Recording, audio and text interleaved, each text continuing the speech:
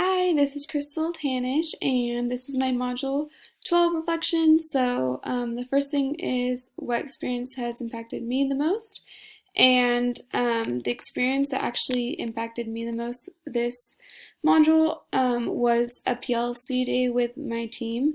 We were actually one of the lucky teams because some of the other teams' days got canceled because of not having subs. But with my team, we really got to focus on data with the students. They recently took their benchmarks, and we had the opportunity to have some really good conversations around um, what teacher was doing the best in certain standards and what strategies were used. We also were able to have some good discussions about what our next steps are going to be and what goals or what things we need to change before this next cycle through. So we teach in cycles. We have already taught all of our guaranteed standards, and now we're going back through them with more clarity and seeing what the students still need to understand the standards.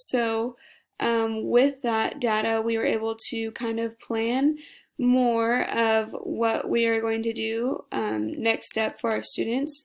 And it involves a lot of deployment, a lot of stations and stuff like that, stuff that we haven't used the first time around. So I'm excited to see what that will bring, because with that we are implementing more technology in those lessons, which I'm excited about because right now we as a team we haven't, I don't think, been implementing as much as technology as we could be, especially now since I get to see with Cal State Teach all the different kind of technology ideas that you can be using in lessons. It just gives me a lot of ideas that I like to use, so it was kind of awesome to be able to have those in my back pocket and suggest things to my team. And then the next thing is, how has my mindset changed? And with this module, I really liked the performance expectation. I really enjoyed the Next Generation Science website and being able to kind of go through that in a new way and pick that. I think that's helpful for the students to be able to really dive deeper into more meaningful conversations and have a better understanding of the lessons.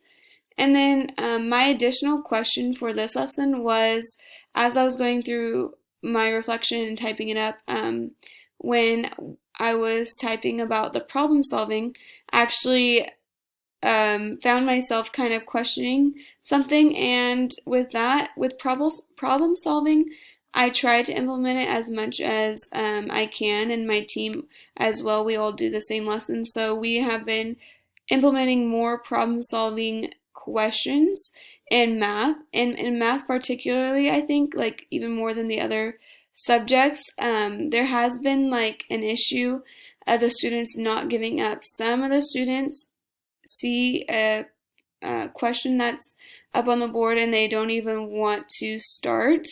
And one thing that I have tried to fix this was putting up resources, so putting up problem solving steps. I found that that helps some, but still there's some of those students that just want to give up right away. And so my question is, what other resources can I use to make students engaged and want to do in the work and want to try to start to solve the problem on their own without me going and explaining too much? Because I really do want them to have that problem solving skill, because that is something that they're going to be using not only in 8th grade but in life as well, and definitely in high school. So I want them to be able to have that skill, and I don't want them to have the answer. So what other resources am I not seeing, I guess, to help them with problem solving?